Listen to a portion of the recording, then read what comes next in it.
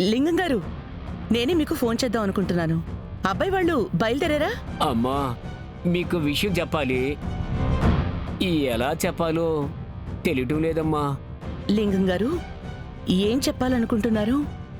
అమ్మా, అబ్బాయి వాళ్ళు మీ కుటుంబంతో సంబంధం కుదుర్చుకోవటం వద్దనుకుంటున్నారమ్మా.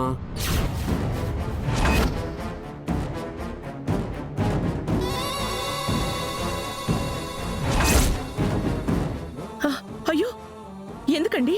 ఎందుకలా? అదేనమ్మా. చెప్పు.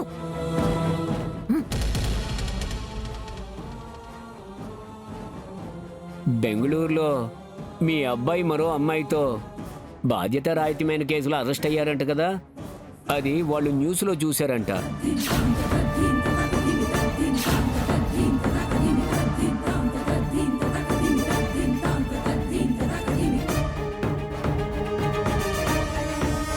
పరువు తక్కువ కుటుంబంలో నుంచి పిల్లని చేసుకోవడం మాకిష్టం లేదని మీతో చెప్పమన్నారమ్మా.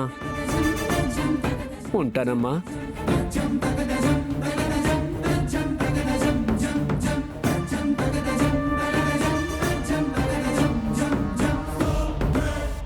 శభాష్ బోడిలింగ, శభాష్. నీ వృత్తికి అన్యాయం చేసినా మేము నీకిచ్చిన పాత్రకి మాత్రం భలేగా న్యాయం చేశాం. Thank you. Okay, plan work out అయినట్టేగా? ఇప్పటికి వర్కౌట్ అయిపోయినట్టే. నెక్స్ట్ అసలు కథని రక్తి కట్టించాలి.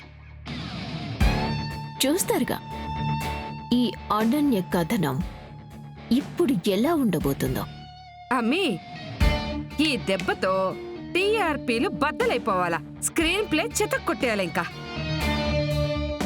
ఇంకా అదొక్కటి ఫినిష్ చేస్తే అయిపోతుంది.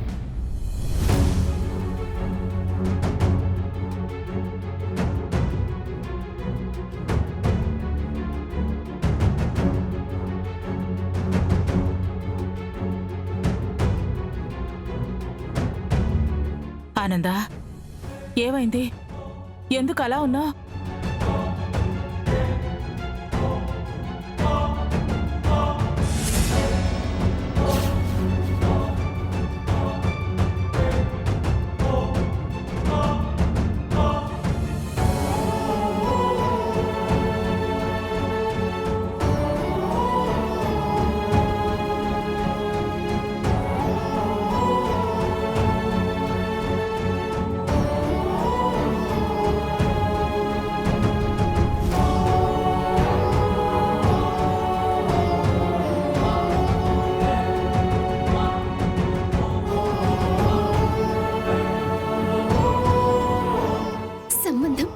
అయిపోయిందా? Thank God.